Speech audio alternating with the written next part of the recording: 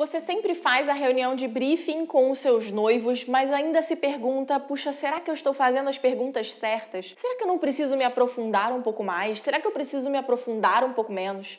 Eu sou a Roberta Canuto, assessora de casamento da Casa de Dois, e eu tô aqui para compartilhar e dividir, mostrar exatamente como eu faço as minhas reuniões de briefing e quais são as perguntas primordiais para estarem dentro dessa reunião.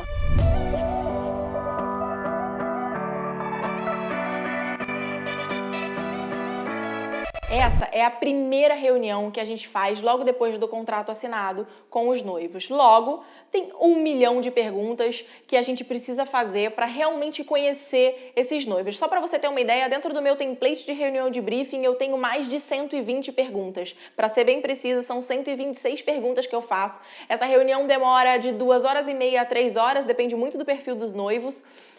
Mas a gente deixa ela fluir mesmo para ser uma coisa bem leve, menos entrevista, mas mais um bate-papo e uma conversa entre nós. Claro que a gente deixa ela se tornar leve, parecer um bate-papo, mas não é para ser um bate-papo. É para você realmente conhecer o perfil deles, entender onde eles querem chegar e o que eles querem especificamente do casamento e de cada momento do casamento. Essa é a reunião que é a tua diretriz e o pontapé inicial para a organização do casamento como um todo. A primeira coisa que eu faço antes até da gente ir para essa reunião é pedir para eles preencherem o meu template de lista de convidados.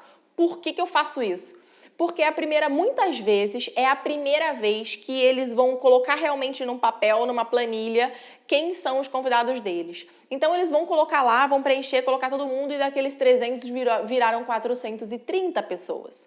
Com base nisso, a gente vai definir quantas pessoas a gente vai fechar o buffet, qual é o melhor local e qual é o melhor tudo, né? Porque a gente se baseia sempre no número de convidados. Então a gente tem certeza que quantas pessoas serão convidadas antes dessa reunião. Não dá para eles virem, eu acho que são 300, eu acho que são 250, porque isso muda bastante o nosso planejamento. Bom, mas vamos lá, vamos direto ao ponto. Quais são as perguntas que eu faço? Eu sempre começo perguntando sobre eles especificamente. O que eles gostam, o que eles fazem, qual que é a profissão de cada um, qual que é a idade de cada um, o que eles gostam de fazer quando eles não estão trabalhando, o que eles gostam de fazer juntos, que tipo de comida eles gostam, que tipo de música eles gostam. Isso tudo você conhece mais a eles como pessoa, você vai vendo eles como casal, como eles são diferentes nisso, como eles são... E isso tudo vai te trazendo insights durante o processo de organização todo. Depois eu começo perguntando sobre os convidados em si, como é que é essa divisão em termos de... são convidados mais jovens, metade mais jovem, metade mais velho, tantas crianças, temos idoso, temos cadeirante. Então eu faço perguntas mais específicas referente aos convidados deles. Depois pergunto quais são as 3 principais prioridades. Tipo, Roberta, música, bebida e comida. Decoração, música e bar. Não sei. Então eu preciso perguntar, porque é com base nisso que talvez a gente consiga priorizar algumas coisas no nosso orçamento. Pergunto também como é que eles descreveriam um casamento, se é um casamento informal, romântico, eu quero servir um jantar, eu quero uma coisa mais uma formalidade maior, que tipo de serviço que eles esperam para aquilo, que tipo de casamento eles querem, sabe? Qual que é o mood do casamento, sabe? O que eles querem sentir naquele dia ali, o que eles esperam que os convidados sintam. Qual que é o orçamento previsto, não é mesmo? Isso também, querendo ou não, é a base de tudo. Se tem algum fornecedor que eles já viram, já cotaram, ou que gostariam que a gente cotasse, algum fornecedor específico que eles fazem questão de contratar. Horário no convite, o horário da cerimônia, que horas a gente tem como previsão para o término da festa, essas coisas, porque tudo isso a gente também, como a gente faz uma planilha orçamentária, eu preciso colocar ali horas extras, por exemplo, já se eles esperam uma festa muito mais longa do que o comum, o que os buffets costumam fazer e os espaços costumam ter. Então a gente precisa englobar isso. Se eles querem fazer fotos durante o dia, isso pode mudar o horário previsto no convite. Então, porque depende muito do horário da cerimônia e o que eles esperam para essas fotos. E aí depois eu vou para as perguntas do making off. Com quem que a noiva quer se arrumar? Com quem que o noivo quer se arrumar? Se é com muita gente, com pouca gente? Aonde pretendem se arrumar? essas coisas. Depois do making off, a gente vai pra cerimônia, eu começo perguntando os nomes dos pais, dos irmãos, se tem sobrinhos, se são irmãos casados, casados com quem. Pergunto sobre toda a questão familiar. Os meus pais não são casados, são separados, se dão bem, não se dão, minha madrasta não se dá com a minha mãe. A gente precisa saber nesse momento dessas questões familiares. Se já tem os padrinhos, ou se pelo menos tem a quantidade de casal, mais ou menos pra gente ter uma ideia, se eles vão querer fazer a entrada das alianças, se eles vão querer fazer votos, se vai ter criança, se os avós vão participar, ou se vai ter participação de mais alguém, se vai ter as damas, se vai ser qual o estilo de cerimônia que eles querem, se vai ser mulheres entrando primeiro e homens entrando depois, mulheres e homens juntos, ou então, Roberta, não tem isso, porque a gente tem homem com homem, mulher com mulher, então vão entrar minhas duas amigas juntas. Então, o que é que eles querem para esse momento do cortejo? Se vão querer chuva de arroz depois no final, se é chuva de pétalas de arroz, sei lá do que eles quiserem. Quais são as fotos protocolares existentes e as possibilidades que tem? E eu já pergunto para eles nesse momento, nossa, Roberta, mas o casamento é daqui a um ano, você já pergunta isso, eu já pergunto isso, porque a gente já deixa o cortejo pronto. Gente, lembrando, faça o que é importante, não faz o que é urgente.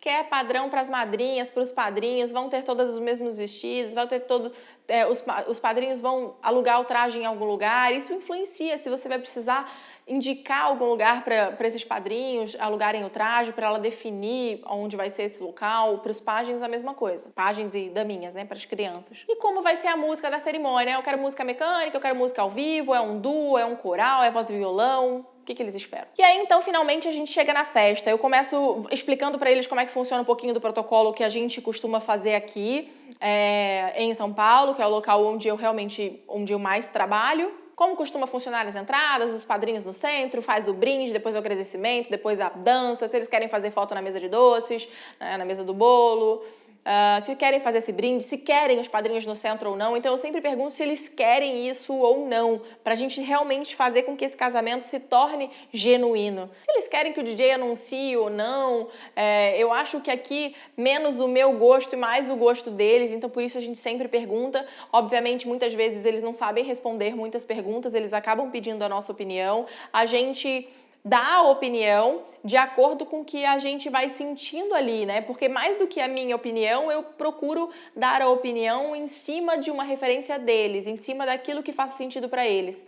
Não que eu mude de ideia, mas que eu fale, olha, gente, o que eu, Roberta, acho é que talvez que isso não é legal. Mas eu acho que para vocês faz sentido por causa disso, disso, disso e disso. Ou então, o que muitas vezes eu falo, olha, pensando no que vocês me disseram agora há pouco, referente ao buffet, eu acho que sim faria sentido para vocês o serviço de empratado, sei lá.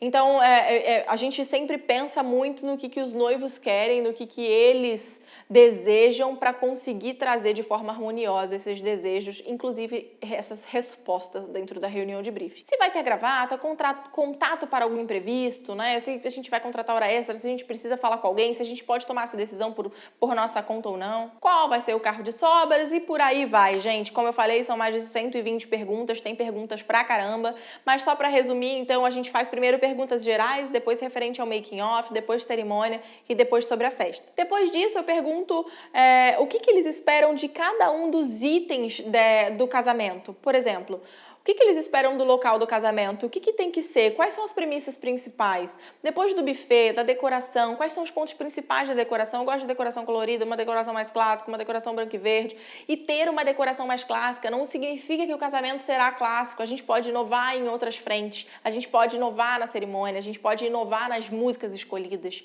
né? Então não é só a decoração que faz o casamento ser clássico, não. Isso é um grande engano, viu? Se tem algum DJ preferido, que tipo de fotografia que eles gostam, a gente mostra algumas fotografias para eles escolherem também alguns tipos de fotografia diferentes, porque também muitas vezes não adianta a gente ficar falando termos técnicos de como é cada olhar de cada fotógrafo, porque eles também não vão entender nada.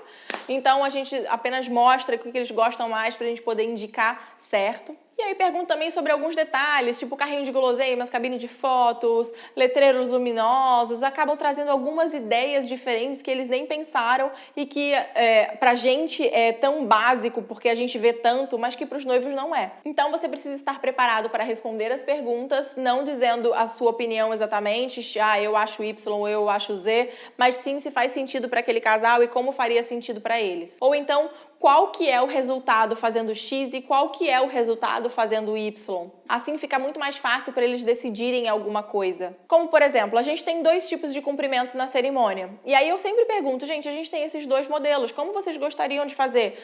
Os padrinhos vão até vocês, cumprimentam e saem, ou vocês vão até os padrinhos, cumprimentam todo mundo, depois troca, cumprimenta o outro lado, e depois a gente faz a saída dos padrinhos e depois a saída dos noivos.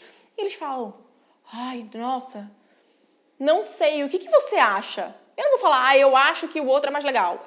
O que eu falo é, olha, quando os padrinhos vão até vocês, cumprimentam e saem, o cumprimento ele acaba sendo mais rápido. Quando vocês vão até os padrinhos e trocam e tal, o cumprimento ele acaba sendo mais longo e também muitas vezes mais emocionante, porque você se liberta, né? Você se entrega, não fica aquela pressão de cumprimentar e ter que sair logo. Então é sempre importante você manter essa linha nas respostas, entender exatamente o que é uma reunião de briefing, para que ela serve, para você então entender que tipo de pergunta você tem que fazer nessa reunião. E todas essas aqui são bons exemplos e com certeza você consegue implementar para conseguir conhecer um pouco mais do casal que você vai trabalhar.